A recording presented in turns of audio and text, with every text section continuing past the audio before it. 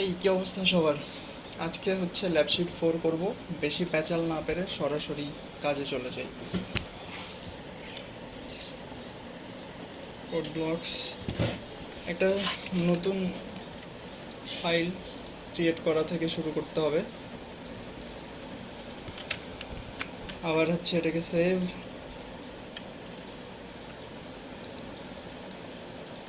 ওই সেম জায়গায় last video যদি কেউ দেখে থাকে সে বুঝতে পারবে। যাকে এখানে একটা নতুন ফোল্ডার ক্রিয়েট করি,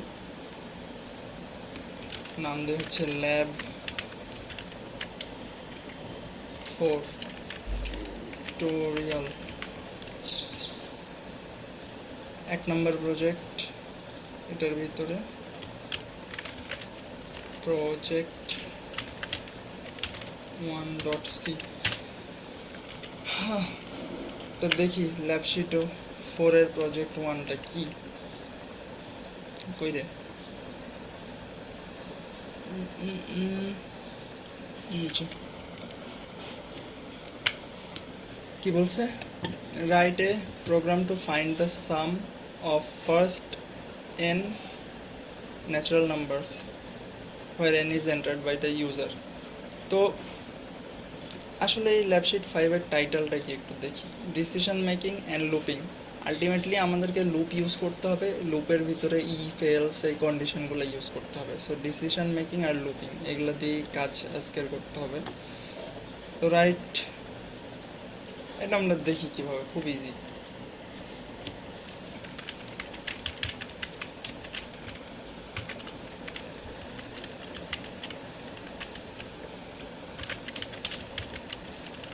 বেসিক আমরা হচ্ছে কাহিনিটা করে নিই এখন। আচ্ছা, আমি হচ্ছে যেভাবে লিখি আমার আশপাশের হাবিজাবি এসব ভালো লাগে না, আমি মিনিমাল লুকটা নিয়ে নিই।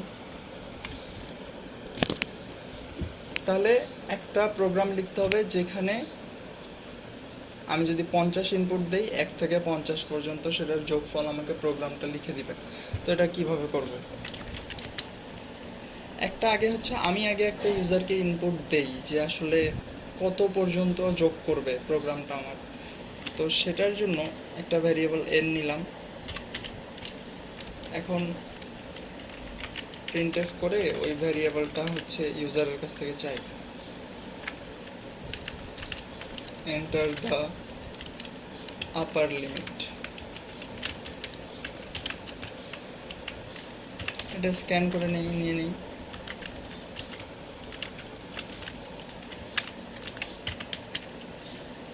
তাহলে ইউজার এখন আমাকে, আচ্ছা এই অবস্থায় বিল্ড অ্যান্ড রান কীভাবে করতে হয়, এই বিল্ডে যে বিল্ড অ্যান্ড রান, আমি F9 শর্টকাটটা ইউজ করি। So enter the upper limit, suppose আমি 50 দিলাম, 50 হয়ে প্রোগ্রাম ওখানে শেষ হয়ে যাবে। দেখি এর পরের কোডগুলা লিখি। তো এখন একটা লুপ লুপ একটা জেনারেট করবে হচ্ছে 1 থেকে 50 পর্যন্ত নাম্বার। সরি, লুপ 1 থেকে 50 পর্যন্ত জেনারেট করুক। মাইকটা কাজ করতেছে কিনা দেখি। তো একটা লুপ নেই। আরেকটা জিনিস, এখানে একটা সাম ভ্যারিয়েবল নিতে হবে, কারণ আমরা আলটিমেটলি সাম করব সব কিছু।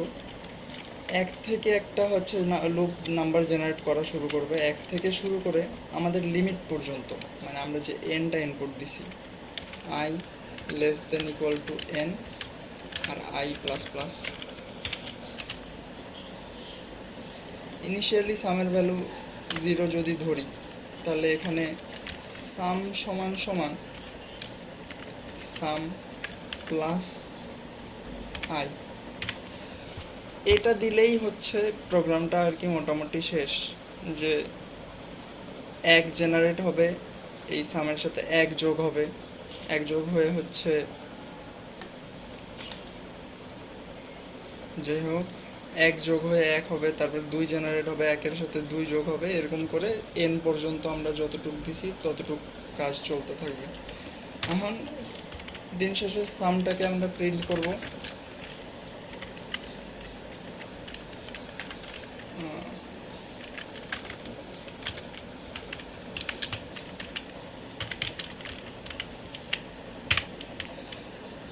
করলেই কাজ হয়ে যাওয়ার কথা।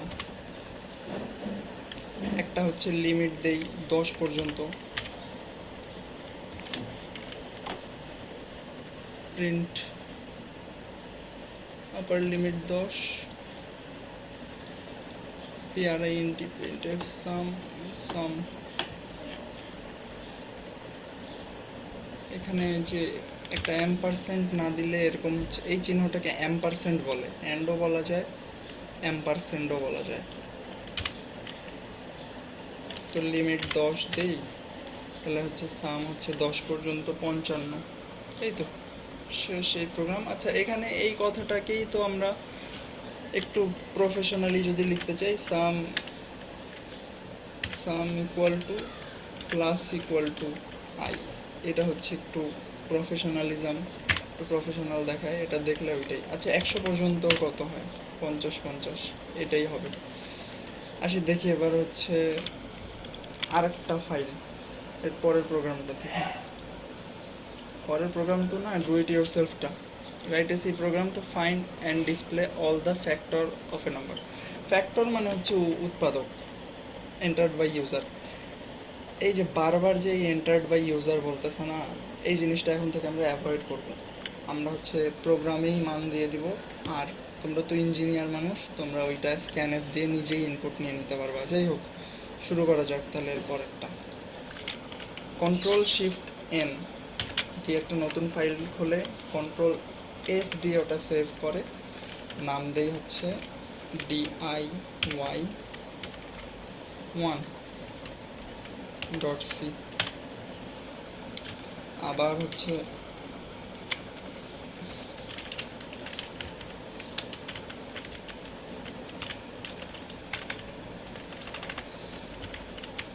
studio.h90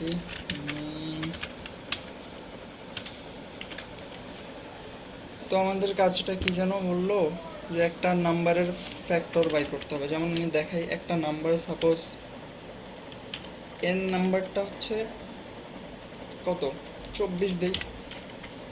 24কে ওই যে উৎপাদকে বিশ্লেষণ করো, 1 হচ্ছে 24-এর উৎপাদক, 2 হচ্ছে 24-এর উৎপাদক, আলটিমেটলি যতগুলা সংখ্যা এমন আছে যেগুলোকে 24 দিয়ে ভাগ করা যায়।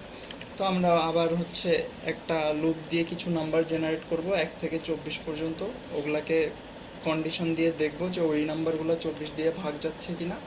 ভাগ যদি যায় ওই নাম্বারটা, তাহলে ওইটাই হচ্ছে 24-এর এক একটা উৎপাদক। তো আবার আমরা হচ্ছে ফর লুপ ইউজ করব।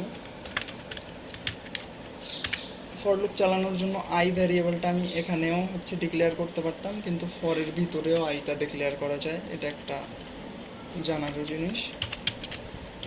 আই কত পর্যন্ত চলবে? i<n পর্যন্ত। বাই দা ওয়ে, আমি আগেই বলে দিচ্ছি, এই নাম্বারটা ইউজারের কাছ থেকে ইনপুট নিয়ে নিতে হবে স্ক্যানএফ দিয়ে, কিন্তু আমি প্রোগ্রামেই হচ্ছে দিয়ে দেখাচ্ছি, ভিজুয়ালাইজ করতে ইজি হয়। তখন এই লুপটা হচ্ছে 1 থেকে 24 পর্যন্ত, 24 পর্যন্ত, কিন্তু 24ও জেনারেট করতে হবে আমাদের। 1 থেকে 24 পর্যন্ত জেনারেট করবে। যদি এই জেনারেটেড নাম্বারগুলা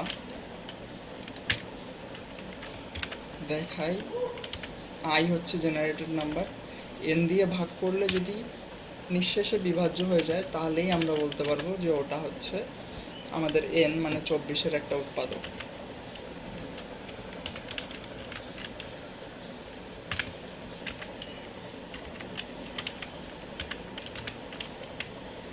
এখন দেখি প্রোগ্রামটা F9 দিয়ে রান করব। কোনো কিছু স্পেস কিছু আসে নাই, এটা জন্য আমি একটা \t দিয়ে দিব। এটার কি মানে মেবি 1 ট্যাব পরিমাণ হচ্ছে ফাঁকা জায়গা দিয়ে দিয়ে প্রিন্ট করবে জিনিসপত্রগুলো। তাহলে এই যে আমাদের হচ্ছে 24-এর উৎপাদক বা 24-এর ফ্যাক্টর হচ্ছে এগুলা। এখন দেখি আরেকটা নাম্বার যদি আমরা দেখি, 100-এর ফ্যাক্টর, 210-এর ফ্যাক্টর দেখি কী কী আছে। মেলা ফ্যাক্টর, 1 2 3 4, এই 4 নেই, 3 5 6, এগুলা দিয়ে 210 নিঃশেষে বিভাজ্য হবে। তো এগুলা হচ্ছে কি আমাদের ছোট্ট ছোট্ট একটা প্রোগ্রাম। এবার হচ্ছে এর পরের প্রোগ্রামটা দেখি, প্র্যাকটিস 2। রাইট এস এই program to check whether a number is palindrome or not. এটা একটু ইন্টারেস্টিং, এটাতে একটু টাইম দিয়ে বোঝার চেষ্টা করবো আমরা। টাইম দিয়ে বোঝার চেষ্টা করব, তার আগে একটা নতুন খুলে নিই, কন্ট্রোল এস, প্র্যাকটিস 2.c।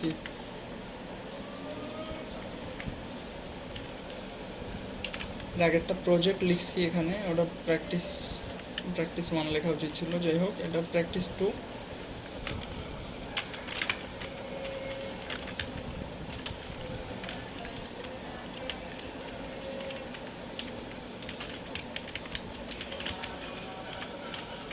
এই জিনিসটা আসলে কপি করে রাখাই ভালো, বারবার লিখতে ভালো লাগে না। যাই হোক, প্যালিন্ড্রোম কি আগে ওটা বুঝতে হবে। প্যালিন্ড্রোম হচ্ছে একটা নাম্বার,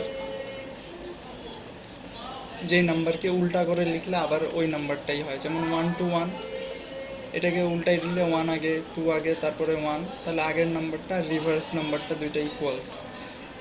1 2 2 3 2 2 1, এটাকেও রিভার্স করলে হচ্ছে যদি এই নাম্বারটাই আসে, যেমন এই নাম্বারটাকে রিভার্স করলে ওই নাম্বারটাই আসবে, তো ওগুলো হচ্ছে প্যালিন্ড্রোম।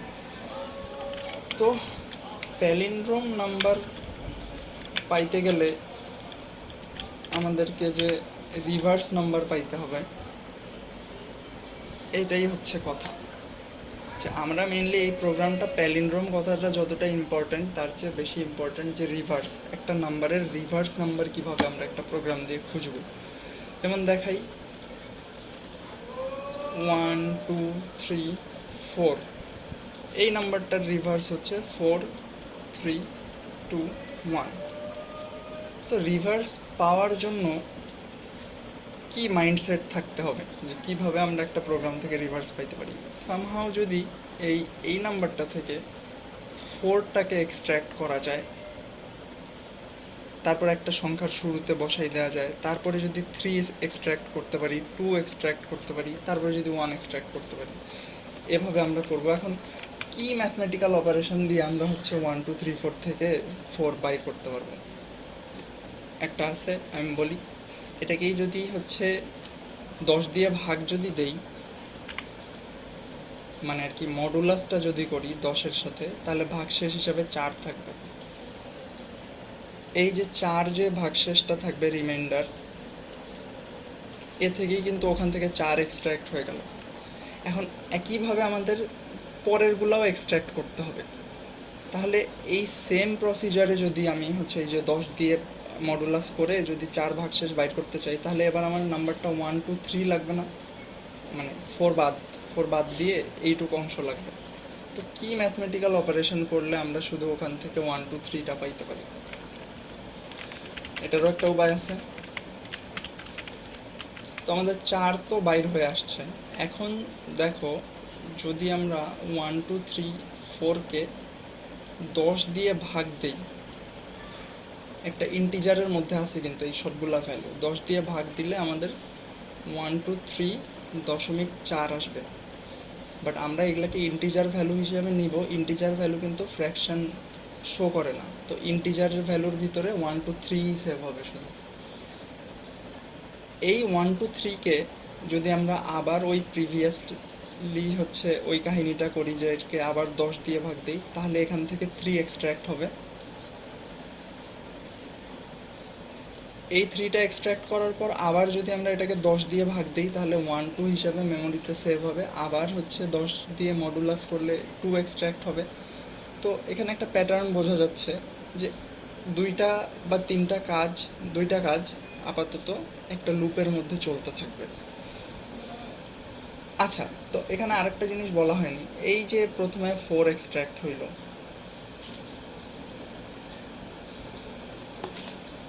যে প্রথমে হচ্ছে 4 এক্সট্র্যাক্ট হইলো, তারপরে 3 এক্সট্র্যাক্ট হইলো, তারপরে 2 হবে, তারপরে 1 এক্সট্র্যাক্ট হবে সাপোজ আমাদের লুপটা দিয়ে। তো এই নাম্বারগুলোকে কম্বাইন্ড করে 4 3 2 1 মানে 4321 আমরা কীভাবে লিখতে পারবো? এটার জন্য একটা সূত্র দেখাই, যে রিভার্স নাম্বারটা এরকম হবে।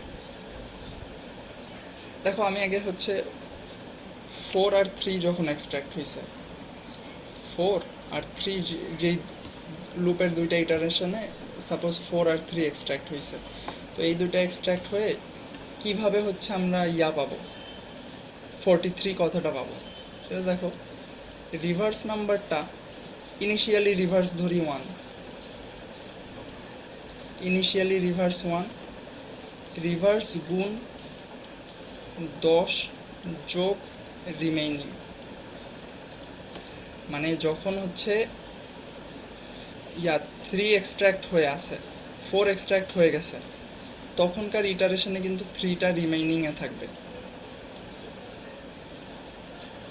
তাহলে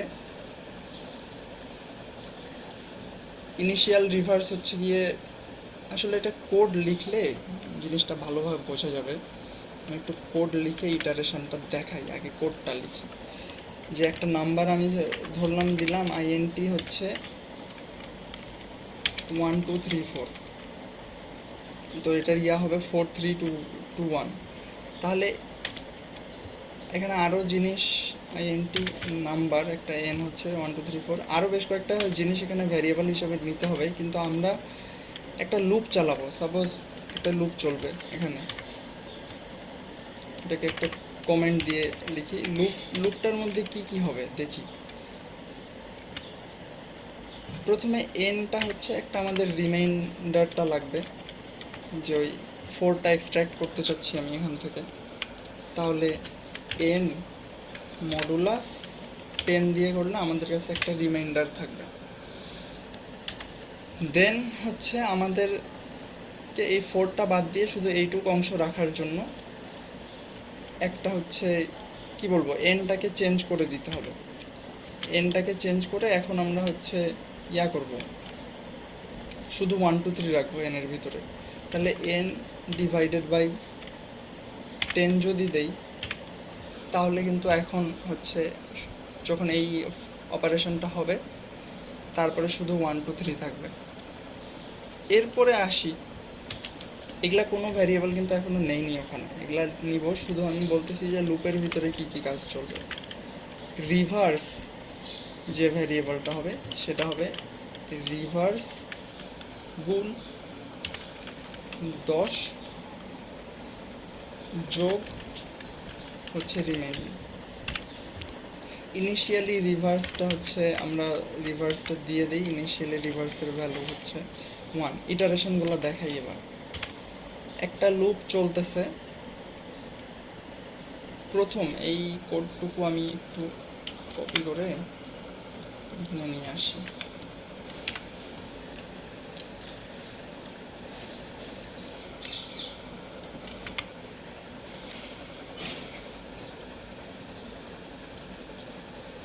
ঠিক আছে,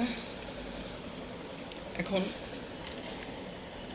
প্রথম ইটারেশনটা দেখি যে প্রথমে কি হবে। সাপোজ লুপ একবার হচ্ছে চলা শুরু করছে, তখন রিমেইনিংটা হবে, দেখো তো এখানে হচ্ছে 10 দিয়ে ভাগ দিলে ভাগশেষ 4 থাকবে। তারপরে এন এর ভ্যালুটা কিভাবে চেঞ্জ হবে, এটা যদি 10 দিয়ে ভাগ দেই তাহলে হচ্ছে এটা হচ্ছে 1 2 3.4 থাকবে, বাট আমাদের ইন্টিজার ভ্যারিয়েবল এটা শুধু 1 2 3 স্টোর রাখবে। আর রিভার্সে তখন কি সেভ হবে, রিভার্সে ইনিশিয়ালি 1 আছে, আচ্ছা রিভার্সে 1 থাকবে না রে, রিভার্সে 0 থাকতে হবে, সরি রিভার্সে 0 থাকতে হবে। তো এটা হচ্ছে 0, রিভার্সে 0 থাকবে, তাহলে 0 গুণ হচ্ছে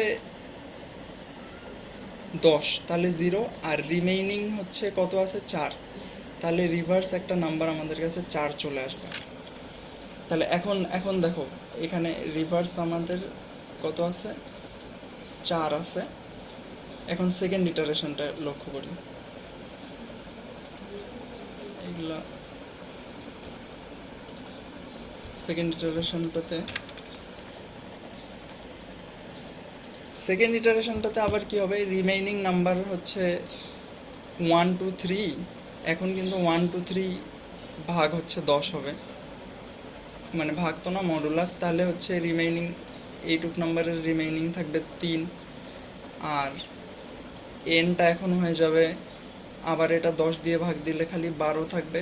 আর রিভার্সটা দেখো, রিভার্সটা কি হয়, রিভার্সটা রিভার্স গুণ 10, এখন রিভার্স সেট আছে হচ্ছে 4-এ, তাহলে 40 যোগ রিমেইনিং 3, তাহলে দেখা যাচ্ছে এখান থেকে এটা 43 হয়ে গেল। এখন হচ্ছে 43 রিভার্সেস আছে, তো এখান থেকেই প্যাটার্নটা বুঝতে পারতেছো। নেক্সট টাইম যখন রিভার্স আসবে তখন 43 গুণ 10 যোগ রিমেইনিংটা হবে তখন 2, তা থেকে হচ্ছে এটা হবে থার্ড ইটারেশনে এমন হবে, তাহলে 4, 3, 2 একটা নাম্বার পাবো। আর ফাইনাল ইটারেশনটাতে, ফোর্থ ইটারেশনটাতে আবার হচ্ছে 4, 3, 2 আছে, গুণ আবার 10 হবে। আর সবার শেষে ওই যে 12কে আবার হচ্ছে 10 দিয়ে হচ্ছে ভাগ দিলে শুধু 1 থেকে যাবে, ওই 1 রিমেইনিংটা যোগ হয়ে 4, 3, 2, 1 হবে। এভাবে করে নাম্বারটা রিভার্স হয়ে যাবে। এখন কথা হচ্ছে যে এই যে লুপটা, এটা কতক্ষণ চলবে। দেখো এই লুপটা চলবে হচ্ছে, এই যে এন এর ভ্যালুটা আস্তে আস্তে একবার হচ্ছে, প্রথমে তো 1, 2, 3, 4 থাকতেছে, তারপরে 1, 2, 3 হচ্ছে, তারপরে 1 হচ্ছে, তারপরে 1, 2 হচ্ছে, তারপরে 1 হবে, এক সময় 0 হয়ে যাবে এন এর ভ্যালু। যখন আর কি 1কে 10 দিয়ে ভাগ করতে বলবে তখন কিন্তু এন 0 হয়ে যাবে। তাহলে এই লুপটা চলবে যতক্ষণ না পর্যন্ত এই আমাদের এনটা আর কি 0 হচ্ছে। লিখে ফেলি কোডটা। এই যে এই ভ্যারিয়েবলগুলো যে নিছি না, এগুলো কিন্তু সব এখন ডিক্লেয়ার করা লাগবে এখানে, এগুলো তো বোঝানোর জন্য নিছিলাম। তাহলে রিমেইনিং ভ্যারিয়েবলটা নেই, এন তো নেওয়া আছে আর রিভার্সও নেওয়া আছে, সব নেওয়া হয়ে গেছে। লুপটা কতক্ষণ চলবে, হোয়াইল লুপ নিব এখানে, যতক্ষণ না পর্যন্ত এন নট ইকুয়াল টু 0 হচ্ছে, মানে যতক্ষণ এন 0 না হচ্ছে ততক্ষণ এই লুপটা চলবে।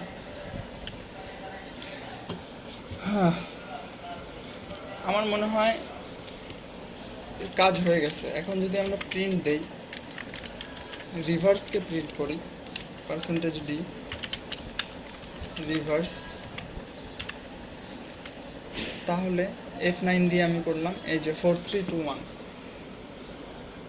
এটা আমরা হচ্ছে এতক্ষণ যে কোডটা লিখলাম যে ফাইন্ডিং দ্য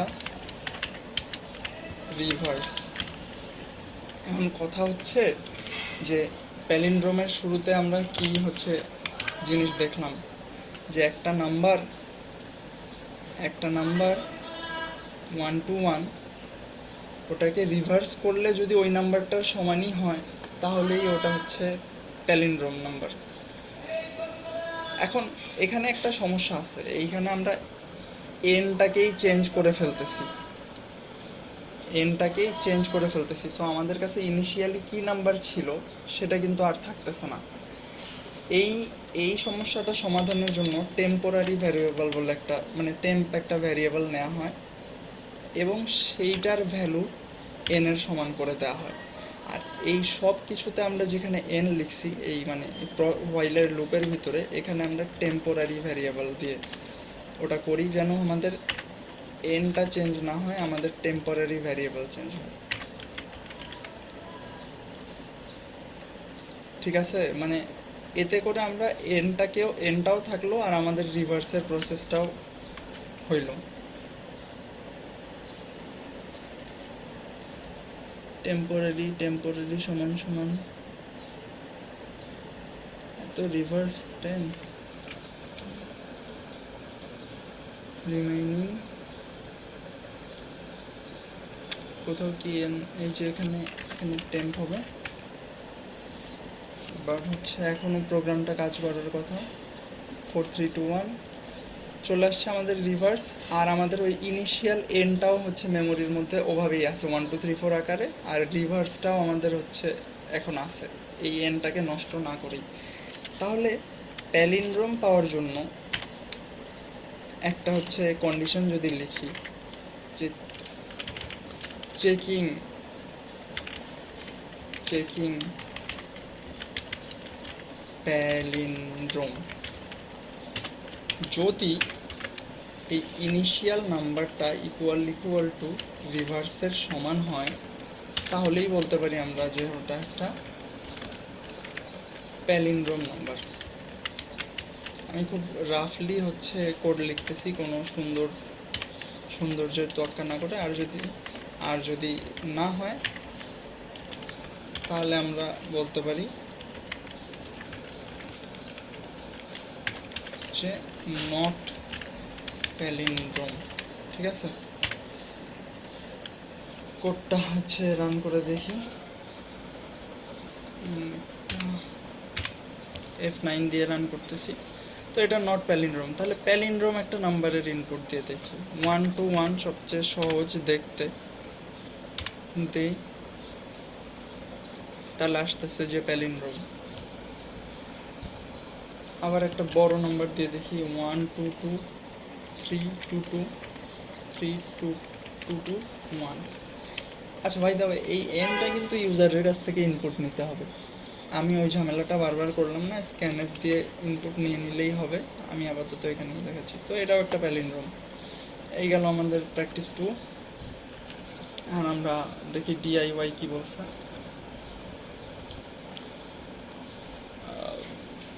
ডিআইওয়াই বলছে হচ্ছে write a C program to find the digit of a number. দেখো, ডিজিট অফ এ নাম্বারটা এই যে প্রোগ্রামটা লিখলাম এটার সাথেই রিলেটেড। কেমনে? সাপোজ 1 2 3 4 5 একটা হচ্ছে নাম্বার। তো এই নাম্বারটাকে যদি আমি একটা ইন্টিজার ভ্যারিয়েবলের মধ্যে রেখে, মানে ইন্টিজার টাইপ ভ্যারিয়েবলের মধ্যে রেখে 10 দিয়ে ভাগ করি, ক্রমান্বয়ে বারবার 10 দিয়ে ভাগ করি, তাহলে এটা একবার হচ্ছে প্রথমবার যখন 10 দিয়ে ভাগ হয়ে যাবে তখন 1 2 3 4 হয়ে যাবে, এটা চলে যাবে। তারপরের বার হচ্ছে 4 চলে যাবে, তারপরের বার 3 চলে যাবে, তারপরের বার 2 চলে যাবে। তো দেখা যাচ্ছে যে 10 বার ভাগ দিয়ে এই 1 2 3 4 5 বার ওটা ভাগ করা যাচ্ছে, ওটা 0 হওয়া পর্যন্ত। তাহলে আমরা সেম জিনিসটা করব, যে আমরা একটা লুপ নিব, লুপটার মধ্যে একটা কাউন্টার রাখবো, যে কাউন্টারটা কাউন্ট করবে যে লুপটা কয়বার চললো, যতক্ষণ না পর্যন্ত আমাদের গিভেন নাম্বারটা 10 দিয়ে ভাগ করতে করতে 0 হয়ে যাচ্ছে। কন্ট্রোল শিফট এন দিয়ে একটা নতুন ট্যাব, কন্ট্রোল এস দিয়ে এটা সেভ। এটা হচ্ছে DIY2।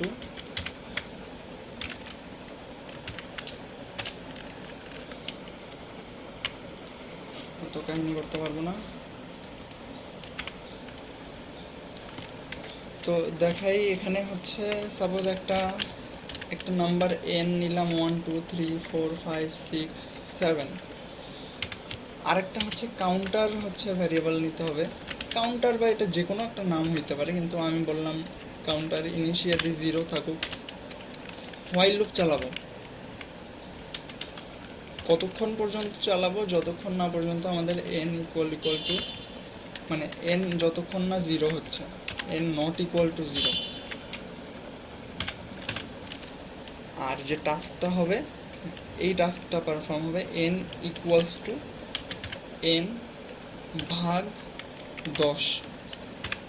আর হচ্ছে কাউন্টার প্লাস প্লাস যদি দেই, তাহলে এটা গুনবে কয়বার হচ্ছে, যতবার এই হচ্ছে লুপটা এক্সিকিউট হবে ততবার কিন্তু কাউন্টারের মান 1 করে বাড়বে। তো একবার যখন হবে এই লুপটা, তখন এইটুক নাম্বার থাকবে, তো তখন কাউন্টারের ভ্যালু হয়ে যাবে 1, তারপরে 2, তারপরে ইটারেশনে 3 4 5 6, এভাবে করে হচ্ছে বাড়তে থাকবে কাউন্টারের ভ্যালু। তারপরে হচ্ছে আমি যদি %d কাউন্টার দেই, তাহলেই আমাদের কিন্তু F9 দিয়ে রান করতেছি 7, এই যে 7 পর্যন্ত, নট নেসেসারিলি 1 2 3 4ই লিখতে হবে এখানে, কিন্তু আমরা এমনিও দিতে পারি। যেমন এখন 9টা হওয়ার কথা, F9 দিয়ে এই যে 9টা। এই লাইনটা দেখে আবার একটা জিনিস আমাদের মনে পড়ে, ডিভাইডেড ইকুয়াল টু হিসাবেও কিন্তু এটাকে লেখা যায়। ডিভাইডেড ইকুয়াল টু 10, মানে n equals to n divided by 10, ওটাকেও ডিভাইডেড ইকুয়ালস টু 10, ওই যে প্লাস ইকুয়াল টু 10 এর মতো। তাহলে জিনিসটা আর কি প্রফেশনালিজম হয়। এটা খুব ইয়া লাগতেছে, নাম্বার অফ ডিজিটস দিয়ে স্পেস দিয়ে একটু সুন্দর দেখানোর জন্য করলাম 9, আরও এখানে দিলাম। বাই দ্য ওয়ে দেয়ারও কিন্তু লিমিট আছে, ইন্টিজারের মধ্যে কিন্তু এই যে বেশি নেওয়া যায় না, 10টার বেশি নেওয়া যাচ্ছে না। ওটার কারণ সিএসসির স্টুডেন্টদের বোঝা লাগবে, আমাদের অত না বুঝলেও হবে। কারণ এন তো 2 বাইট মেমোরির মধ্যে আছে ইন্টিজার টাইপ, তো মেমোরির মধ্যে তো আর হচ্ছে ইচ্ছা মতো সংখ্যা নেওয়া যাবে না। তাও একটু হিন্ট দেই, এটা হচ্ছে আরও অনেক টাইপের ইয়ে আছে, long long integer, unsigned integer, ওগুলা দিয়ে মেমোরি ম্যানেজমেন্ট করে অনেক বড় সংখ্যাকেও কাউন্ট করা যায়। এই সংখ্যাটাই কাউন্ট হবে না মনে হয়, এই যে 9টার বেশি দেখাইতে পারতেছে না। যাক, আমাদের অত দরকার নাই এখন ওটা নিয়ে, মেমোরির ব্যাপারটা নিয়ে কথা বলতে গেলে অনেক বড় হয়ে যাবে। আপাতত আমাদের এই পর্যন্ত হিসাব করতে পারলেই হবে। 6টা ডিজিট দিছি। আর আবার বলি, এখানে এই এনটা কিন্তু ইউজারের কাছে ইনপুট নিতে হবে স্ক্যানার দিয়ে, এটা আমি দেখাইলাম না বারবার। এখন প্র্যাকটিস 3-তে আসি। Practice 3, write a C program to check whether a number is prime or not. হচ্ছে prime number, control shift N দিয়ে নতুন একটা করতেছি, control S, practice 3।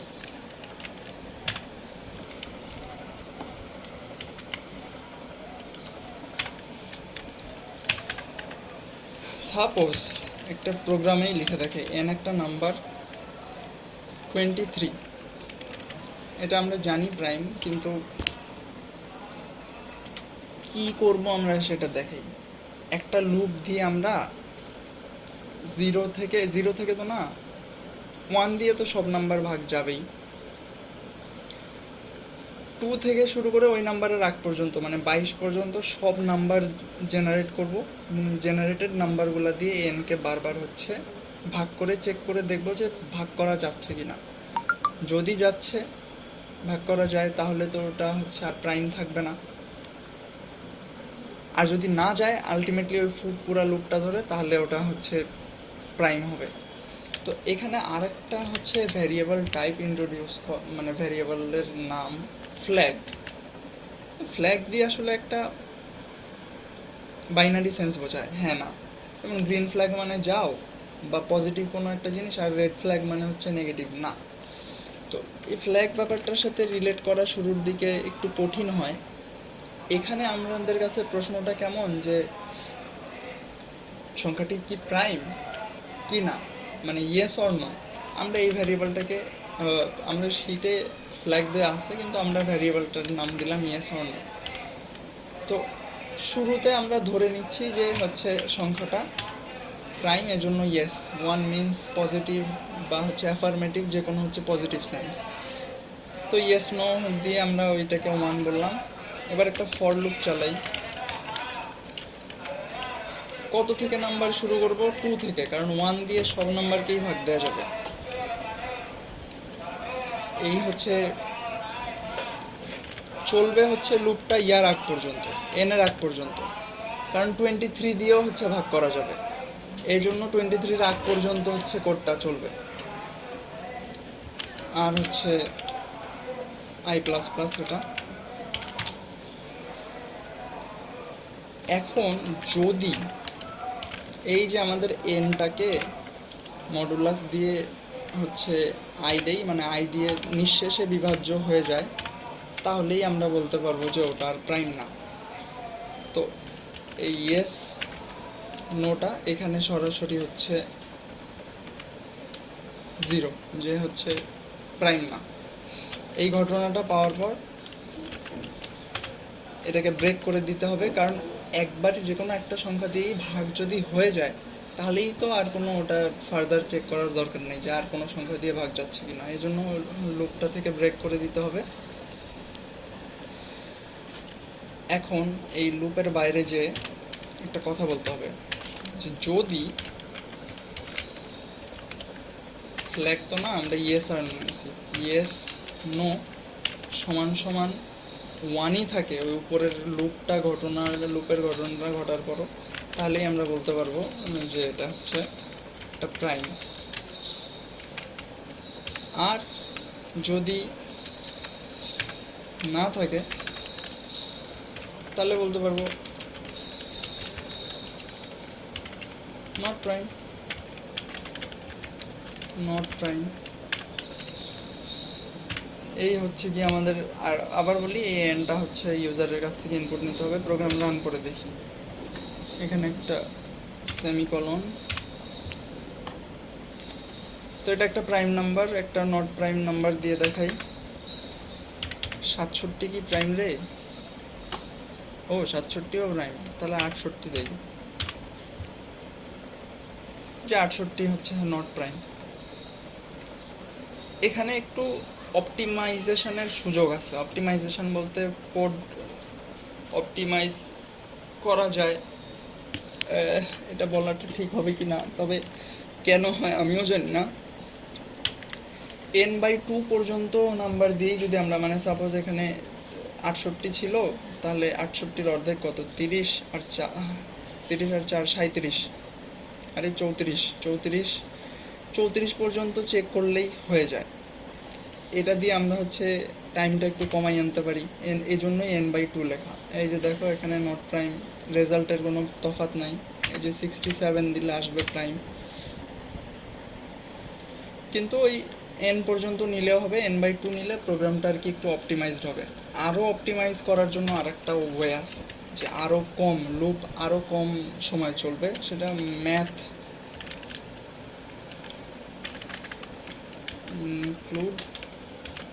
Math library নিতে হয় কেন? ওই যে স্কোয়ার রুট করতে চাইলে, কারণ আমরা হচ্ছে SQRT, এটা হচ্ছে ম্যাথ লাইব্রেরির একটা ফাংশন। তো এ পর্যন্ত স্কোয়ার রুট নিলেও লুপের সংখ্যাটা কমে যায়, আর হচ্ছে প্রোগ্রামটা আরেকটু এফিশিয়েন্ট হয়। তো আমরা অত ঝামেলা না করে এখানে শুধু বললাম যে ওরকমও করা যেতে পারে। n দিয়ে রাখি। এবার হচ্ছে প্র্যাকটিস 3টা দেখাই। Practice 3 though na, do it yourself. Write a C program to display all the prime numbers between interval entered by a user. বাবা, তো কন্ট্রোল শিফট এন দিয়ে নতুন ট্যাব, কন্ট্রোল এস দিয়ে হচ্ছে সেভ ডিআইওয়াই। কত রে এটা? ডিআইওয়াই 3 মনে হয়। ডিআইওয়াই 3-তে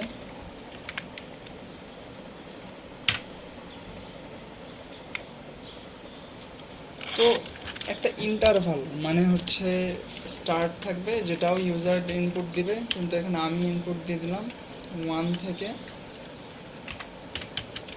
এন্ড, এটাও ইউজার ইনপুট দিবে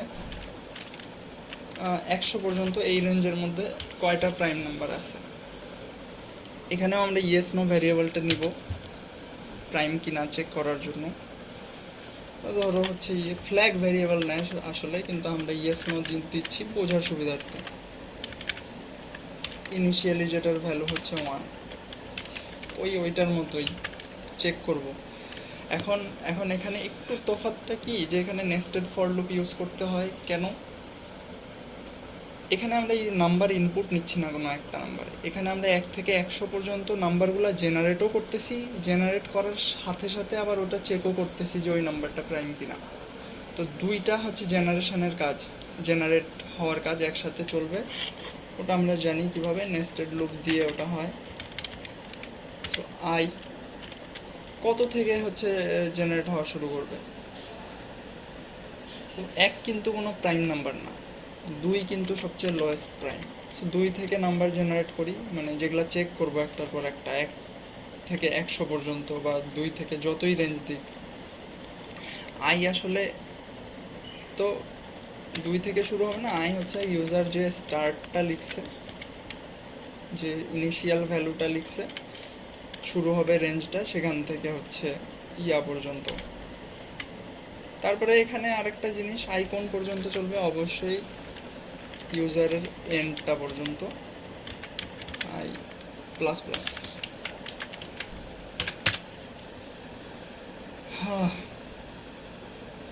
এখন এখানে একটু এটা এইদিকে হবে, আমি ওটা পরে দেখাই যে কেন এটা এইদিকে হবে। আমরা লিখতে থাকি কোড। এবার আমরা হচ্ছে যে আইটাই আছে, সাপোজ এখানে এখন 10 আসছে আইতে, ওই 10টাই প্রাইম কিনা সেটা আমরা আগের মতোই চেক করব। যে যে হচ্ছে 2 থেকে জেনারেট হবে, প্রাইম চেক করার জন্য এই নাম্বারগুলো জেনারেট হচ্ছে, যে less than I J plus plus. J কিন্তু আগের থেকে কোথাও ডিক্লেয়ার করা নাই, জন্য এই লুপের ভিতরেই আমি জেকে ডিক্লেয়ার করলাম যে জে একটা ইন্টিজার ভ্যারিয়েবল। এই লাইনটা কোনটা লাইন লিখলাম মনে আছে? এই যে একটা নাম্বারের হচ্ছে প্রাইম কিনা সেটা চেক হওয়ার জন্য এই লাইনটা শুধু জে দিয়ে লেখা। তো যাক, এটা কিসের, এখানেও হচ্ছে সেম কাহিনী হবে। ফ্ল্যাগ তো না আমাদের, ইয়েস নো। এখানে একটা আগে কন্ডিশন থাকবে ভিতরে, যে if I modulus J equal to 0 হচ্ছে, মানে নিঃশেষে বিভাজ্য হয়ে যাচ্ছে, তাহলে ইয়েস নো এই ভ্যারিয়েবলটার মান কি হয়ে যাবে, 0 হয়ে যাবে। আর সাথে সাথেই এই লুপটা ব্রেক করে দিতে হবে, কারণ আর ফার্দার চেক করার কোনো দরকার নাই।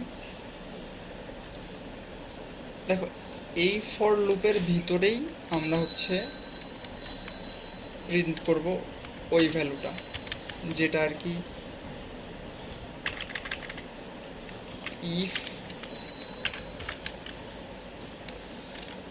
ইফ কোনটা, যদি আর কি এই যে ইয়েস আর নোটা, ইয়েস নো ভ্যারিয়েবলটা যদি এই লুপটা শেষ হওয়ার পরেও 1 হিসাবে থাকে, তাহলে আমরা প্রিন্ট করতে পারি %d, এখানে একটা ইনডেন্টেশন স্পেস দিয়ে নিই, কি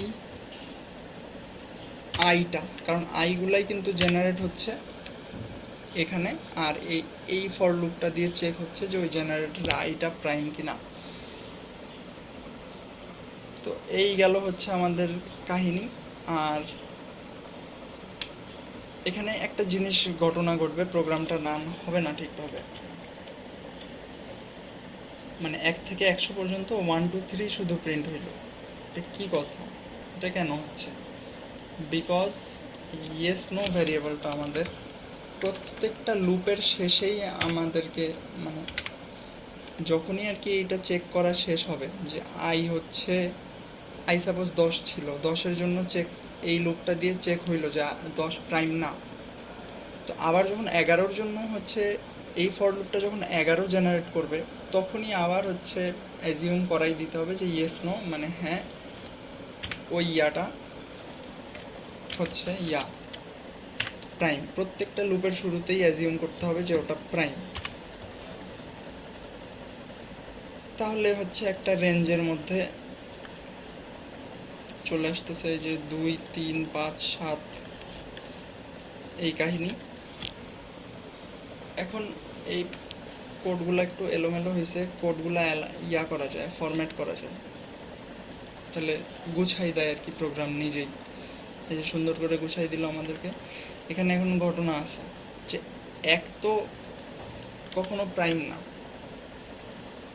তাহলে আমি কোনো ইউজার যদি 1 থেকে 100 পর্যন্ত দেয়, আমার প্রোগ্রাম তো ঠিকই 1ও ইনপুট দিবে, কারণ 1ও হচ্ছে প্রাইমের সব কন্ডিশনগুলোর সাথে যাচ্ছে। এই সমস্যা থেকে সমাধানের উপায় কি?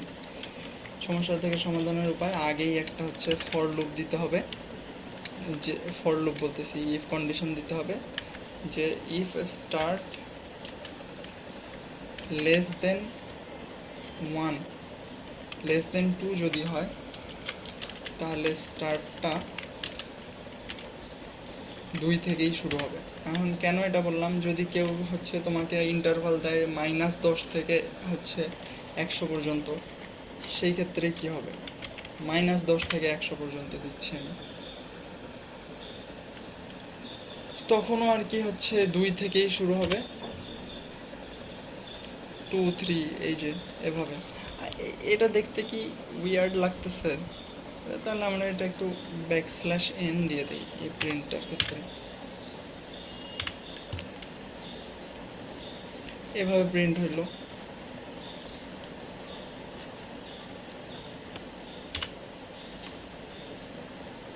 ঠিক আছে, তো একটা রেঞ্জের মধ্যে আমরা এখানে যদি 0 দেই, তাও হচ্ছে 2 থেকেই আমাদের প্রিন্ট হওয়া শুরু করবে এই ইফ কন্ডিশনটা দেওয়ার ফলে।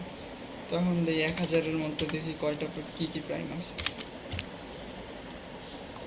মেলা আছে প্রাইম, এতগুলো আমরা সময় নেই দেখার। এবার দেখা যাক, এটা ছিল আমাদের DIY3 practice 4. Write a C program to display Fibonacci series up to certain number entered by user. ওটাও আমরা নিজেই নিব। আগে চালু করে একটা নতুন Ctrl+S কি দিব, practice 4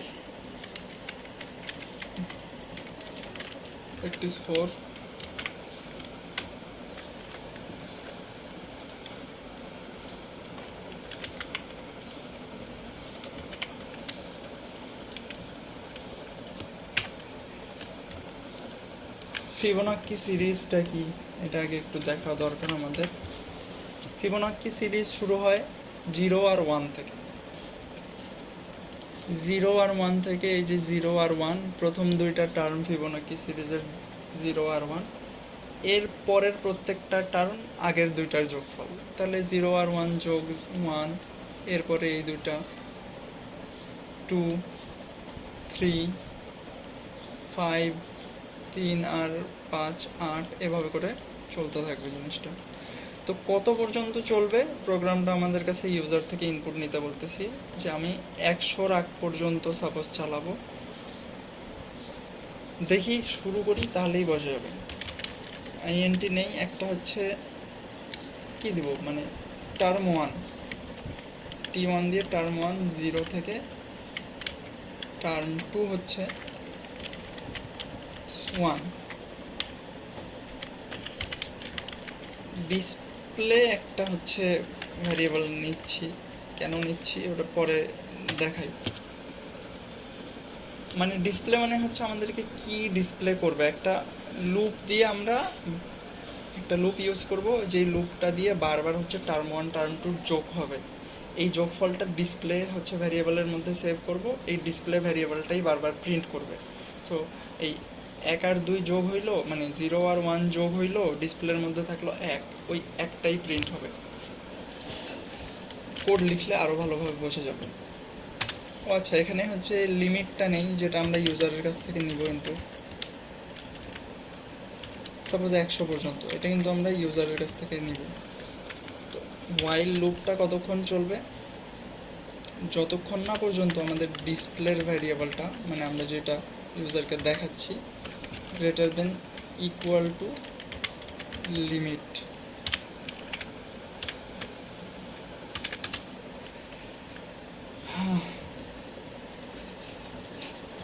তাহলে সাপোজ প্রিন্টএফ দেই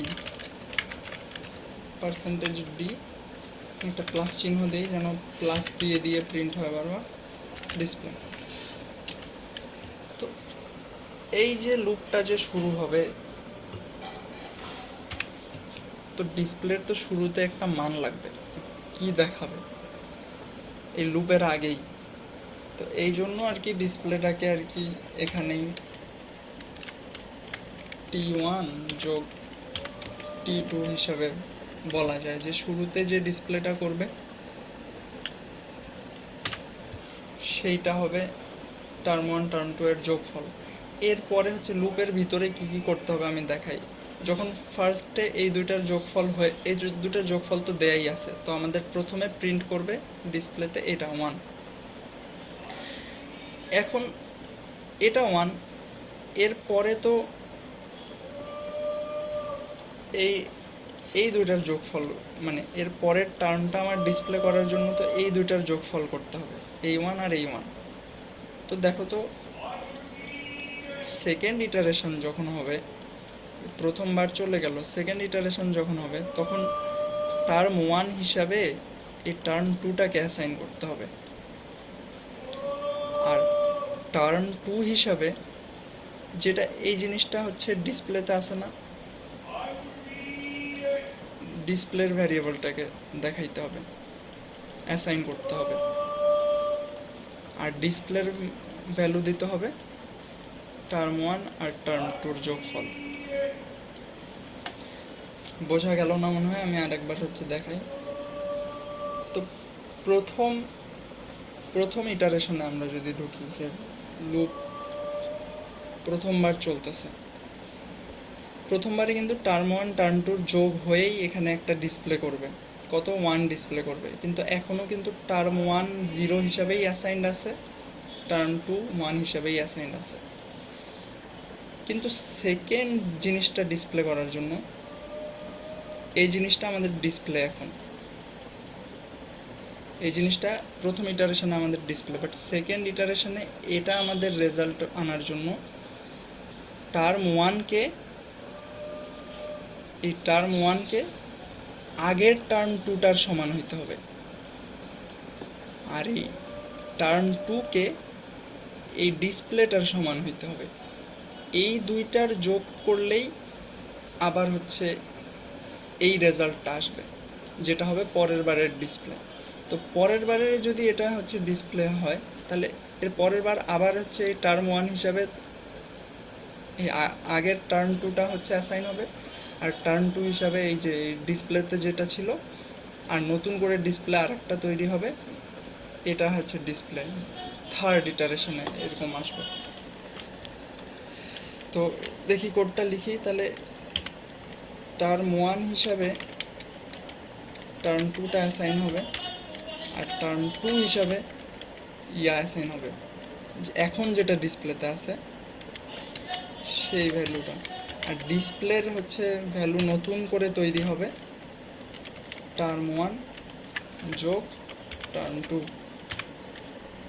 তাহলে এই যে টার্ম 1 টার্ম 2, এইখানে যে টার্ম 1 টার্ম 2 যোগ তৈরি হইলো, এই দুটো যোগ হয়ে ডিসপ্লেতে সেভ থাকবে, পরের বারে এই ডিসপ্লেতে ওটা দেখাবে।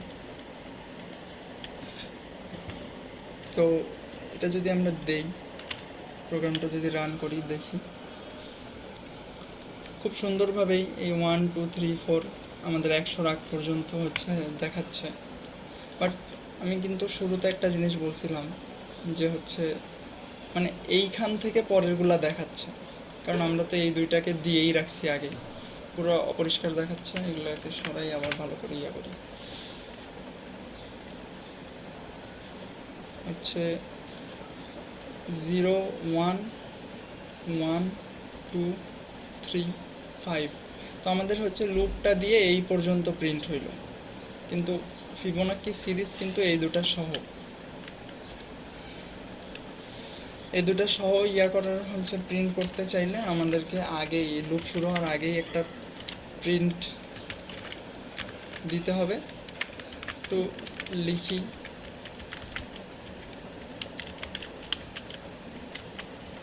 এখানে আবার দেখো %d প্লাস %d, আবার একটা প্লাস চিহ্ন দিই, কমা t1 কমা t2। দেখো তাহলে এই লাইনটা দিয়ে এই লুপ শুরু হওয়ার পর তো আমাদের এই জিনিসটা দেখাচ্ছে, এই দুইটা ডাটাও এখন প্রিন্ট হয়ে যাবে এগুলার সাথে। F9 দিয়ে রান করলাম, এই গেল হচ্ছে। এখন এই অ্যাপ্রোচটা আমার কাছে পছন্দ না, আরও আমি একটু আমি হচ্ছে পার্সোনালি এটা যেভাবে করি এটা একটু সহজ হয়, আর আমাদের ল্যাব শিটে এভাবে করে দেওয়া আছে দেখে আমি এটা দেখাইলাম আগে, কিন্তু আমি কিভাবে করি এটা একটু দেখাই। আমারটার জন্য এই লাইনটাও লেখা লাগে না। আমি ইনিশিয়ালি ডিসপ্লে যদি 0 সেট করি শুধু, তাহলেই দেখো আর কিচ্ছু করা লাগবে না, তাহলে এই কোডটা রান করলে একদম ফিবোনাকি সিরিজের মতোই সরাসরি চলে আসে, আর ওই প্রিন্টের ঝামেলাটা করা লাগে না। কেন হচ্ছে ওটা ওই ইটারেশনগুলো নিজের থেকে আর কি নিজের থেকে চেক করে দেখলেই হবে যে কেন এটা কাজ করতেছে। তো আরও তাও একটু প্রোগ্রামটা সুন্দর দেখানোর জন্য এখানে আমি প্রিন্টএফ, খুব বেশি হলে প্রিন্টএফ লিখতে পারি ফিবো না সিরিজ দিয়ে দিলেই মানে পুরা সিরিজটাই আমাকে লুপটাই প্রিন্ট করে দিবে, আমাকে আলাদাভাবে আর কিছু অ্যাড করা লাগলো না। এই গেল হচ্ছে এত লিমিট। এখন কত পর্যন্ত, যদি 1000 পর্যন্ত দেখতে চাই, এই লিমিটটাও কিন্তু ইউজারের কাছ থেকে ইনপুট নিতে হবে। 1000 পর্যন্ত ফিবোনাক্কি সিরিজ এই প্র্যাকটিস ফর .o হিসাবে সেভ হয়েছে রে। যাক এবার হচ্ছে দেখি প্র্যাকটিস DIY4।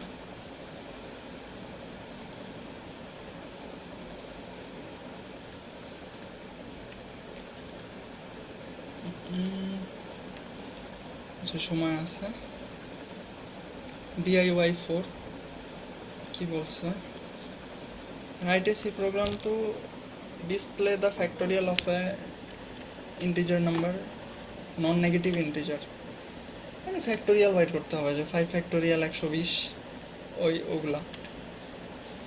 আরেকটা খুলি, Ctrl+Shift+N Ctrl+S DIY4।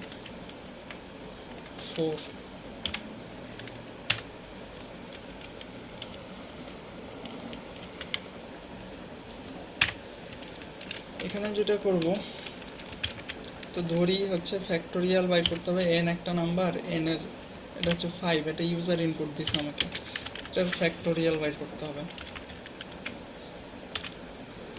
তো 5 লিখলে 1 থেকে 5 পর্যন্ত নাম্বার জেনারেট করতে থাকবো, আর জেনারেটের সাথে সাথে ওগুলোকে গুণ করতে থাকবো। দেখাই, খুবই ইজি। ফর int I, মানে এখানে একটা ইন্টিজার নিচ্ছি আইকে, এখানেই আর কি ডিক্লেয়ার করতেছি, আর I less than or equal to n I plus plus.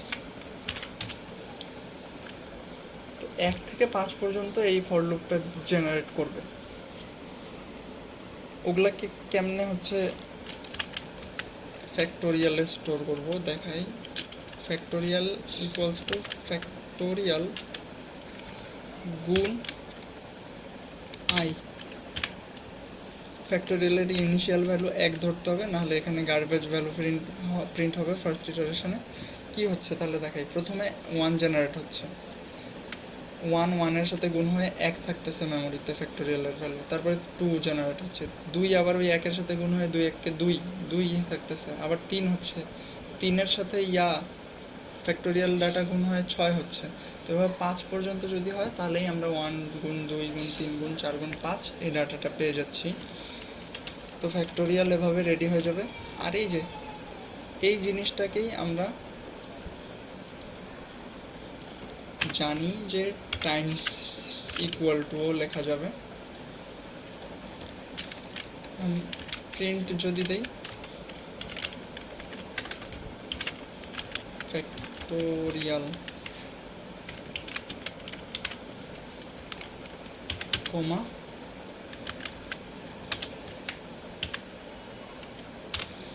120 আসার কথা, এই যে ফ্যাক্টোরিয়াল আসছে 120, 5-এর ফ্যাক্টোরিয়াল। এখন এখানে একটু এটার ফাংশনটার প্রোগ্রামটার ড্রব্যাক আছে, এখানে মেবি 15-16-র বেশি ফ্যাক্টোরিয়াল নেওয়া যাবে না। ওই সেম কারণ দেখাই, যে যদি সাপোজ 25-এরই নিতে যাই, এগুলো কিন্তু গার্বেজ ভ্যালু আসতেছে, এটা আসলে 25-এর ফ্যাক্টোরিয়াল না। যেমন 67 যদি নেই, এই যেমন 67-এর ফ্যাক্টোরিয়াল 0 আসতেছে। এগুলা সব কিছু হচ্ছে কারণ একটা ইন্টিজার টাইপ ভ্যারিয়েবলের মধ্যে মেমোরি কিন্তু লিমিটেড, সো এত বড় নাম্বার ওটা আউটপুট দিতে পারবে না যেটা ওর মেমোরির বাইরে। এগুলা সলভ করার জন্য লং ইন্টিজার আছে, লং ইন্টিজার আছে, আনসাইন্ড লং আছে, ওগুলা দিয়ে মানে মেমোরি স্পেসটা বাড়াই নেওয়া যায়, ওগুলা অন্য সময়, ওগুলা এখন দরকার নেই। তো এই যে 6-এর হচ্ছে ফ্যাক্টোরিয়াল 720 ঠিকভাবেই আসতেছে। DI/4 গেল, দেখি প্র্যাকটিস 5 কি লেখা আছে।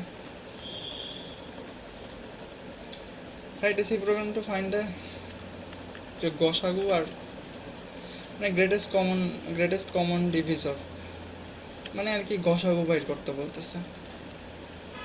তো করি, চলো গসাগু বাইর করি দুইটা নাম্বারের, যেখানে নাম্বার দুইটা ইউজার ইনপুট দিবে। আচ্ছা আগে কন্ট্রোল সেভ দিই, প্র্যাকটিস 5।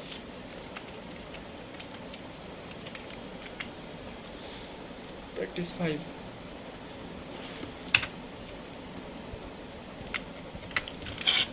মনে করি দুইটা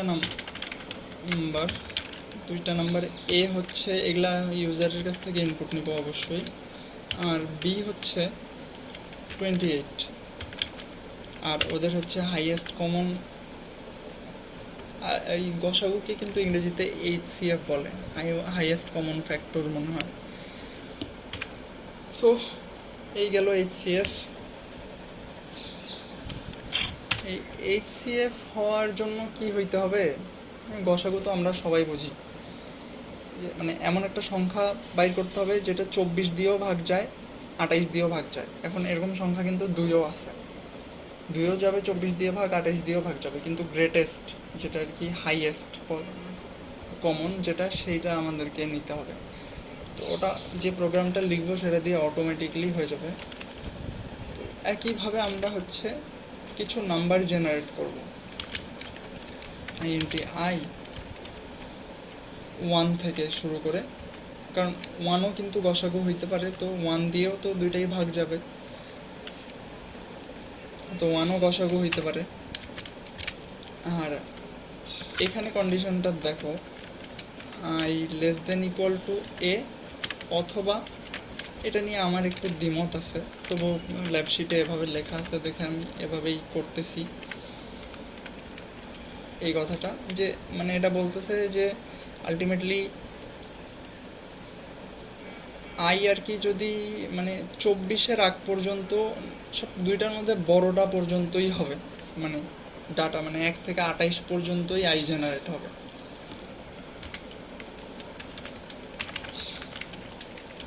1 থেকে 28 পর্যন্তই জেনারেট হবে, আর ওগুলো সব কিছু চেক হবে। যদি এখন যে আইটা জেনারেট হচ্ছে সেটাকে যদি এ দিয়ে ভাগ করলেও নিঃশেষে বিভাজ্য হয়, আর বি দিয়ে ভাগ করলেও নিঃশেষে বিভাজ্য হয়, তাহলেই আমরা বলতে পারি যে ওই আইটাই HCF, যে আইটা দিয়ে এই দুইটা কন্ডিশনই হচ্ছে স্যাটিসফাই করবে, ওটাই হচ্ছে HCF। তো লুপের বাইরে যে আমরা শুধু প্রিন্ট করব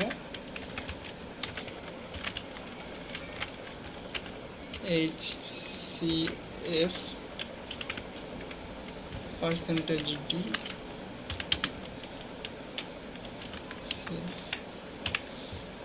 এখন দেখো 1 যখন জেনারেট হবে, এখানে 1ও কিন্তু এই কন্ডিশনটা হচ্ছে স্যাটিসফাই করবে, তো তখন HCF হিসেবে 1 সেট হয়ে যাবে। 2ও কন্ডিশনটা স্যাটিসফাই করবে, তো 2ও এই হচ্ছে HCF এর মধ্যে রিপ্লেস হয়ে যাবে। তো আলটিমেটলি সবার লাস্ট যেটা, যেমন এখানে দেখি আসলে HCFটা কত, 4, তো 4 দিয়েও এটাকে ভাগ করা যাবে, এটাকেও ভাগ করা যাবে। তো 4 পর্যন্তই, 4-এর পর তো আর কোনো সংখ্যা দিয়ে যাচ্ছে না, তো আলটিমেটলি ওই সবচেয়ে বড়টাই আর কি সিলেক্ট হচ্ছে HCF হিসাবে এই প্রক্রিয়ায়। তো এই গেল হচ্ছে আমাদের HCF লেখার মানে বের করার পদ্ধতি, কিন্তু আমি এটাতে একটু মডিফিকেশন করব, কারণ এই জিনিসটা আমার পছন্দ হয় নাই, যে 28 পর্যন্তই কিন্তু জেনারেট করতে হবে না আলটিমেটলি মানে আইকে। কারণ একটা জিনিস ভেবে দেখো, যে দুইটা সংখ্যার গসাগু কখনোই কিন্তু ছোট সংখ্যাটার চেয়ে বড় হবে না, তো আমি একটা লিমিট নামের একটা ভ্যারিয়েবল নেই যে কোন পর্যন্ত হবে। সো এই দুইটা সংখ্যার গসাগু অবশ্যই অবশ্যই এই সংখ্যাটার চেয়ে ছোটই হবে। কখনো এই সংখ্যাটার মানে 25, 26, 27, 28 এই দুইটা জেনারেট করে চেক করা মানে শুধু সময় নষ্ট। তো মানে লিমিটকে এই দুটার মধ্যে কোনটা ছোট সেইটা হিসাবে সেট করার জন্য একটা প্রসেস আছে, এটাকে টার্নারি অপারেটর ইউজ করে করা যায়। এলসিফ দিয়েও করা যায়। টার্নারি অপারেটরের কাজ অনেকটা এলসিফের মতোই, যে কথাটা হচ্ছে যে if A is greater than, if A is smaller than B, তাহলে লিমিট হচ্ছে এ। ওইটাকেই এখানে লিখবো আমি। যদি এ হচ্ছে বি এর থেকে ছোট হয় এই কন্ডিশনটা চেক করবে। যদি ট্রু হয় তাহলে লিমিটের ভ্যালু এ হবে, আর যদি ফলস হয় তাহলে লিমিটের ভ্যালু বি হবে। একটু চিন্তা করলে দেখা যাবে যে আলটিমেটলি এই লিমিট ভ্যারিয়েবলটার মধ্যে দুইটার মধ্যে যেটা ছোট সেটাই সেভ হবে। কিন্তু এই টার্নারি অপারেটরের যদি কাজটা বোঝা না থাকে তাহলে এটা ইউটিউবে টার্নারি অপারেটরের ইউজ দিয়ে সার্চ করলেই পাওয়া যাবে। এটা এখন আর এক্সপ্লেইন না করি। তাহলে আই আমরা জেনারেট করব লিমিট পর্যন্ত। প্রোগ্রামটা রান করে দেখি কাজ করতেছে কিনা। স্টিল ICF4 কেন হচ্ছে এটা করলে প্রোগ্রামটা এফিশিয়েন্ট হবে দেখাই। সাপোজ 12 আর 24-এর গসাগু কত? 12। এই প্রোগ্রামটা রান হইতে কত সময় লাগতেছে? 0.334 সেকেন্ড। কি হবে যদি আমি এখানে 1 2 3 4 5 6 7 8 9 0 এত বড় একটা সংখ্যা দিই? যেহেতু দুইটা জোড় সংখ্যা, অ্যাটলিস্ট 2 তো পাওয়ারই কথা, তো 6। কিন্তু দেখা যাচ্ছে যে প্রোগ্রামটা রান হইতে কত কম সময় লাগছে, 0.32 সেকেন্ড। কারণ আমরা 24-এর পর আর কিছু চেকই করি নাই। যদি এখানে এই নাম্বারটা পর্যন্ত চেক করার কন্ডিশন থাকতো তাহলে দেখা যেত 3 সেকেন্ড 4 সেকেন্ডের মতো সময় লাগতেছে। এটা আর কি কোডটা অপটিমাইজড হইলো। এছাড়াও এর পরের যে ডিআইওয়াইটা আছে ওটা করার জন্য আমি এই লিমিট কথাটা ইউজ করব। এই জন্য হচ্ছে এই টার্নারি অপারেটরটা একটু দেখতে হবে এবং বুঝতে হবে। এরপরে হচ্ছে ডিআইওয়াই আছে একটা, এবং এলসিএম বাইর করতে বলবে। লসাগু কথা হচ্ছে লিস্ট কমন মাল্টিপল লসাগু। দেখি বানাই।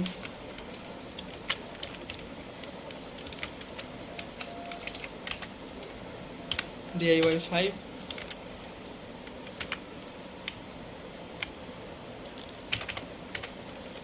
লিস্ট কমন মাল্টিপলের জন্য ধরো দুইটা সংখ্যা আবার আমরা চিন্তা করি। কত? 15 আর হচ্ছে 15 আর কি বলবো, বি ধরি, যেটা নিজের থেকে বুঝতে পারবো লসাগু যত হবে 30। 15 আর 30-এর লসাগু হবে 30। আর হচ্ছে তুমি এলসিএম একটা ভ্যারিয়েবল নিলাম। এখন আবার হচ্ছে আমরা কয়েকটা নাম্বার জেনারেট করব। অবশ্যই 30-এর চেয়ে কম তো আর লসাগু হবে না, তো হইলে 30-এর চেয়ে বেশিই হবে। তো 30 থেকে শুরু করে আমরা হচ্ছে যতক্ষণ না পর্যন্ত পাই, যে যতক্ষণ না পর্যন্ত আমাদের হচ্ছে একটা সংখ্যা পাচ্ছি যেটা দিয়ে আর কি 15 আর 30 দুইটাকেই ভাগ করা যাচ্ছে, 30 থেকে শুরু করে ততক্ষণ পর্যন্ত আমরা একটা লুপ চালাবো। এখানে আমরা ব্রেকও ইউজ করতে পারি লুপটা থেকে বের হয়ে আসার জন্য, অনেকভাবেই করা যায়। তা আগে শুরু করি। হোয়াইল একটা লুপ নিই। হোয়াইল লুপটা কতক্ষণ চলবে সেটা না, হোয়াইল হচ্ছে চলতেই থাকবে। সাপোজ 1 দিলে কিন্তু লুপ ইনফিনিটলি চলতেই থাকে, এই জন্য ওখানে 1 দেওয়া। তো আমি এখন যেটা করব, আর হচ্ছে শুরুটা কি থেকে করা যায়, মানে এখানে এলসিএম এর ইনিশিয়াল ভ্যালু 30-এর চেয়ে কম হওয়ার কোনো উপায় নেই। তো এলসিএম এর আমি ইনিশিয়াল ভ্যালু ওই টার্নারি অপারেটর ইউজ করে সেট করবো একটা। দেখো এলসিএম সমান সমান মানে দুইটার মধ্যে যেটা বড় সেটাই হচ্ছে এলসিএম হিসেবে সেভ হবে। তাহলে এই কন্ডিশনটা একটু দেখি যে এ 15 বি হচ্ছে 30, তো এই কন্ডিশনটা কি মিথ্যা না, যে এ গ্রেটার দেন বি? তো মিথ্যা হইলে বিটা হচ্ছে এর ভ্যালুতে হচ্ছে এলসিএম এর ভ্যালু হিসেবে সেভ হবে, মানে হচ্ছে 30। যদি এই দুটা ভাইস ভার্সা থাকতো, যে এটা যদি 30 হইতো, মানে এ যদি 30 হইতো আর এটা যদি 15 হইতো, দেখাই এখানে একটু লিখে দিয়ে দেখাই, ভিজুয়ালাইজ করতে ইজি হবে। 15, তাহলে এখানে 30 গ্রেটার দেন হচ্ছে 15, তখন কিন্তু এটা আবার ট্রু হইতো, তখন এই জায়গা এর ভ্যালুটা হচ্ছে এলসিএম এর সেভ হইতো। তো আলটিমেটলি এটা দিয়ে আমরা এই টার্নারি অপারেশনটা ইউজ করে আমরা দুইটার মধ্যে বড় ভ্যালুটাকে এলসিএম এর মধ্যে সেভ করতেছি। এখন আমরা হচ্ছে চেক করে দেখব যে যদি মানে হচ্ছে এলসিএম ভাগ এ সমান সমান 0, মানে এলসিএম দিয়ে নিঃশেষে বিভাজ্য হয়ে যায়, আর হচ্ছে এলসিএম দিয়ে সেকেন্ড নাম্বারটাও নিঃশেষে বিভাজ্য হয়ে যায়, তাহলে হচ্ছে আমাদের হচ্ছে এলসিএম সমান সমান এই যে যেই ভ্যালুটা হচ্ছে দিয়ে হইল সেটাই আর কি আমাদের এলসিএম হবে। তো এটা গেলেই আর কি আমাদের আর কি লুপটা ব্রেক করে দিলেই হয়ে যায়, যে এই কন্ডিশনটা স্যাটিসফাই হইলেই হচ্ছে আমাদের লুপটা ব্রেক হয়ে যাবে। আর তখন এলসিএম এর মধ্যে যে ভ্যালুটা সেট থাকবে সেই ভ্যালুটাই হচ্ছে আমরা প্রিন্ট করব। ওটাও নানাভাবে প্রিন্ট করা যায়, ওটা বাইরেও প্রিন্ট করা যায়, ভিতরেও প্রিন্ট করা যায়। আমরা ভিতরেই প্রিন্ট করি, যে প্রিন্ট করে হচ্ছে যেন আর কি ব্রেক হয়। প্রিন্ট হচ্ছে পার্সেন্টেজ ডি, আগে এটা দিই এলসিএম কমা হচ্ছে এলসিএম, আর হচ্ছে এরা তো হচ্ছে লুপ চলতেছে না, লুপের ভ্যালু তো এখানে বাড়াইতে হবে আস্তে আস্তে। মানে এলসিএম তো প্রথমে 30 হিসাবে ঢুকবে, 30 দিয়েই স্যাটিসফাইড হয়ে যাবে, কিন্তু সাপোজ ইনকেস যদি 30 দিয়ে না হইতো, তাহলে তো আস্তে আস্তে 31 দিয়ে টেস্ট করতে হইতো, 32, 33 এমনি করে টেস্ট করতে হইতো। এই জন্য আর কি এই জিনিসটা দিতে হবে। এখন কোডটা রান করি, F9 কি হচ্ছে,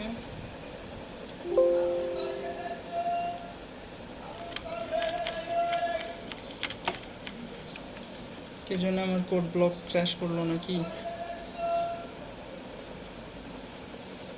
বিল্ড অ্যান্ড রান, প্রোগ্রাম তো চালুও নেই কোনো, এটা চালু হচ্ছে। এখানে কোনো ঝামেলা কি হয়েছে?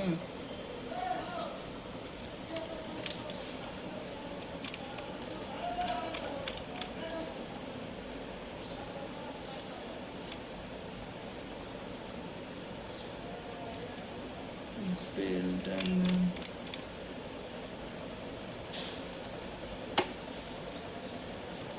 কিরে ভাই, এমন কোড লিখলাম যে হচ্ছে কোড ব্লকসই কাজ করবে না। আর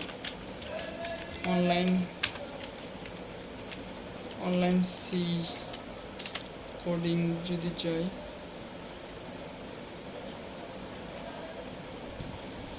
এই কোডটা ওখানে পেস্ট করে দেখি কাজ হচ্ছে কিনা।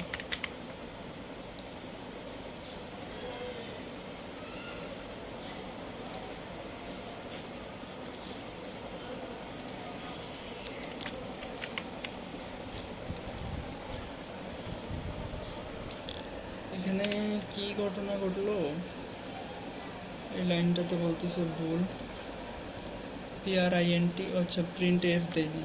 এখন প্রিন্ট এফ না দেওয়ার জন্য প্রোগ্রামটা চলবে না এমন তো হওয়া উচিত না। যাক, চলছে। 20 আর 30-এর লসাগু দেখি। 20 আর 30-এর লসাগু 60। সুন্দরভাবে কাজ করতেছে আমাদের প্রোগ্রাম। এবার দেখি, এটাই গেল হচ্ছে আমাদের এলসিএম বের করার। আর কি আছে? এক্সারসাইজ আছে। এক্সারসাইজ কয় ঘন্টা ভিডিও করলাম? এক্সারসাইজ এই যে এখানে, তার মধ্যে এই এক্সারসাইজটা আচ্ছা, write a C program to, এই যে C program that takes an integer number and হচ্ছে রিভার্সেস দ্যাট, এটা কিন্তু একদম সেম প্র্যাকটিস 2 এর এই রিভার্স পর্যন্ত। এই রিভার্স ভ্যালুটাকেই যদি আমি খালি প্রিন্ট করি, প্যালিন্ড্রোম প্রিন্ট না করে, তাহলেই কিন্তু ওই প্রোগ্রামটা হয়ে যায়। আর প্যাটার্ন প্রিন্টের কোডটা আমি দিয়ে দিব, এই কোডটাও আমি দিয়ে দিব আজকে। হচ্ছে দেখি ব্যাটারিতে চার্জ আছে, ব্যাটারির চার্জ শেষ প্রায়, আর বহুত সময় হয়ে গেছে, তাই এত হচ্ছে ঝামেলা না করি। এই প্যাটার্নের জন্য হচ্ছে আমি একটা আলাদা ভিডিও বানাবো, খালি এই প্যাটার্নটাই না, বেশ কয়েকটা প্যাটার্ন বোঝানোর জন্য। আর হচ্ছে এই কোডটা ইজি আছে, এটা আমি লিখে দিয়ে দিব। এক্সারসাইজ 3 আমার ভিডিওর ডেসক্রিপশানে কোনো না কোথাও তো থাকবেই ওটা। আর রিভার্স তো করা হয়ে গেছে। তাহলে এই গেল হচ্ছে আমাদের ল্যাবশিট 4। এটা একটু কমপ্লেক্স না, এটা একটু কনসেপচুয়াল ছিল দেখে এটা করলাম। হোপফুলি এটা হেল্প করবে কিছুটা হলেও। আপাতত আল্লাহ হাফেজ, দোয়া রাখবেন আমার জন্য যেন আরও প্রোগ্রামিং করতে পারি। ঠিক আছে, টাটা।